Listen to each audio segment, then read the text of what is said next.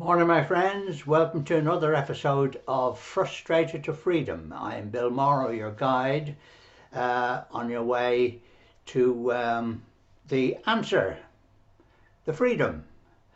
Now, we've had or at least I've had a few little problems.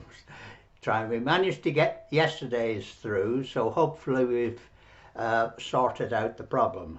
And the problem was I was only changing certain words and not the total information. So I've gone through now and cleared out everything. Right, today we have episode 58, Your Inner Fears and Beliefs. Now, this, as we go through and as you build a business, you're going to get conflict, you're going to get fears, you're going to get all sorts of problems cropping up as you go along. And this will happen to anyone who is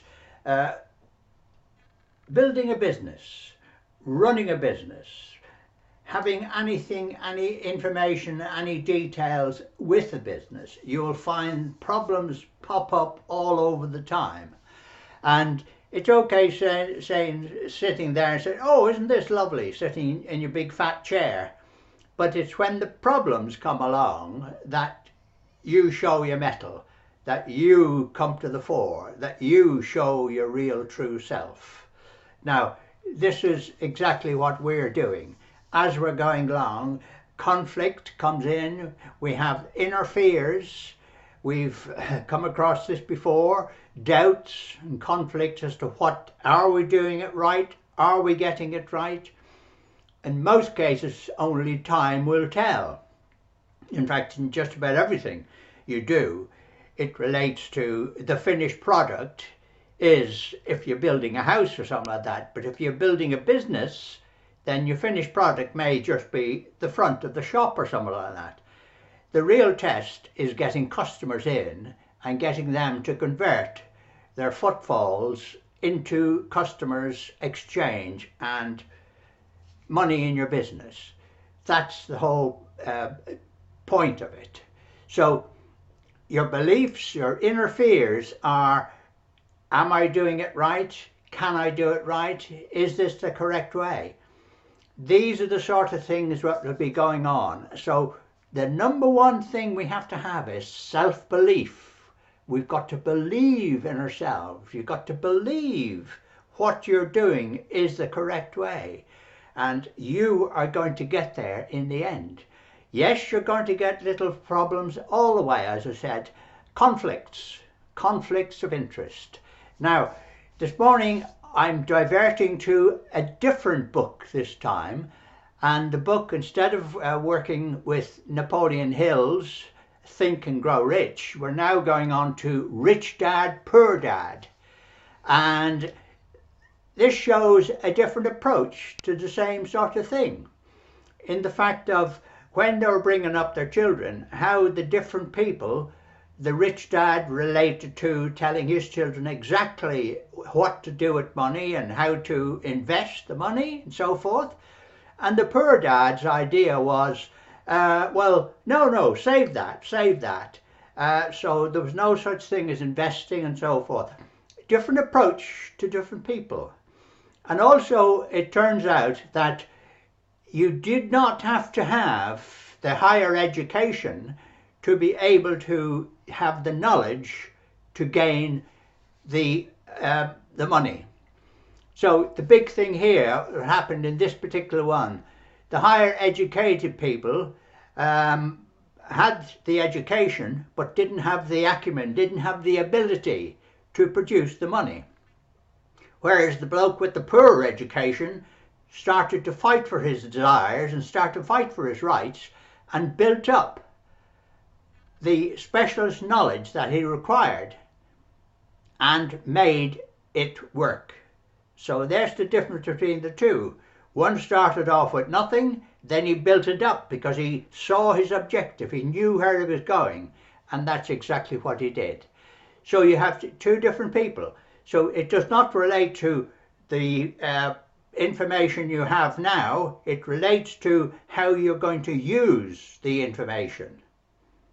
So you can have all the education in the world, and simply, as I said before, you don't sit on or stand on the corner and wait for people to put money in your hand just because I've got a higher education.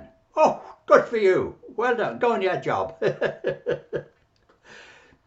Yes, you decide that what you're going to do with your life, and then you go out and you do it. And we have all this process. We know the process. And it's, again, we're continually telling our subconscious, inner self, subconscious, we can call it what we want, we know what it is. We're now telling them what we have done and how much we have gained. And we keep putting this information in all the time, into our subconscious. And the next stage is we think clearly in pictures.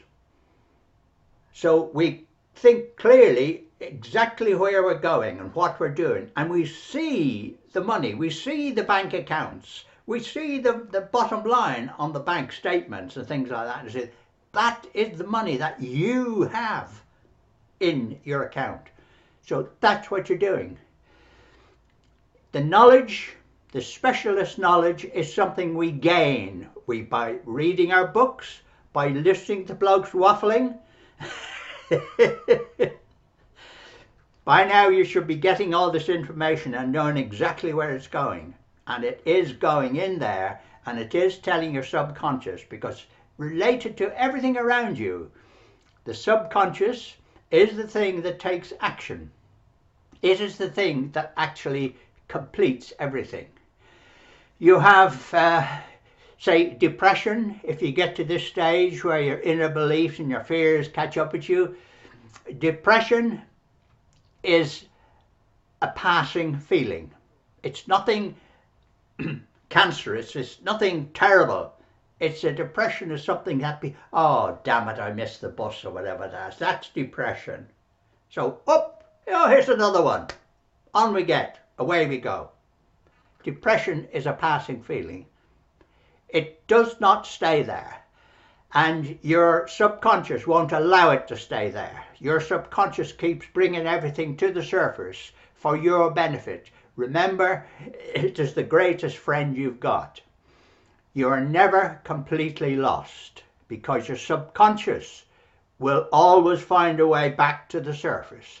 So you always know where you are. So the big thing is you believe.